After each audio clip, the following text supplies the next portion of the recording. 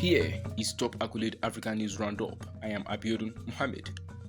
Zamfara State in northwestern Nigeria ordered 5 media outlets to close on Sunday after they covered a political rally for the opposition People's Democratic Party (PDP), which took place in violation of a state ban on political activities.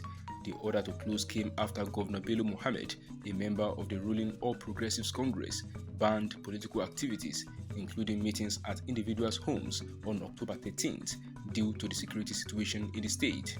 The ban includes campaigning for February 2023 presidential elections, which began nationwide last month. Zamfara State, along with much of northwestern Nigeria, is battling armed groups of bandits who have kidnapped thousands for ransom, killed hundreds, and made many roads impassable and farming impossible.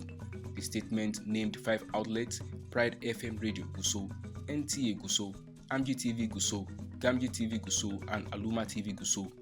It did not specify why they had been ordered to shut down, but State Information Commissioner Ibrahim Magaji Dosara told pressmen that it was because they covered PDP activities held in violation of the state government's order.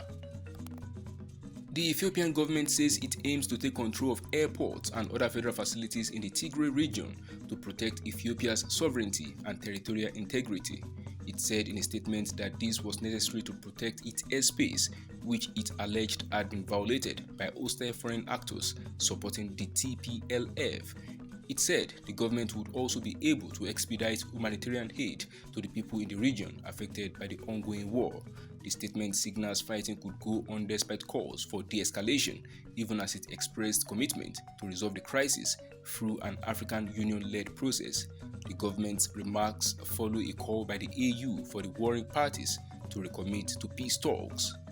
Kenya's President William Ruto has disbanded an elite police unit which has allegedly been linked to extrajudicial killings in the country in recent years.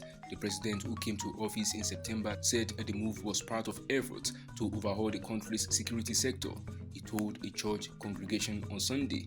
Pressmen gathered that an investigative report on the disappearance of 2 Indian nationals and their local taxi driver precipitated the disbandment of the unit. The 2 Indians arrived in Kenya in April to join Mr. Ruto's campaign team ahead of the August general election, but went missing 3 months later with their Kenyan taxi driver. In January, it emerged that at least 19 unclaimed bodies had been retrieved over the past 2 years from the Yala River in different stages of decomposition. There is no evidence that the security forces had anything to do with any of the Yala bodies, but human rights organizations have documented many cases of killings directly attributed to police officers. The Serum Institute of India plans to manufacture 20,000 to 30,000 doses of an experimental Ebola vaccine by the end of November for use in trials against an outbreak in Uganda, its developers and the company source said. The response to Uganda's outbreak has been blunted by the absence of a proven vaccine against the Sudan strain of the virus. There have been 54 confirmed cases and 19 deaths since last month, and the first case in the capital, Kampala, was recorded last week, but health authorities believe the actual numbers could be higher.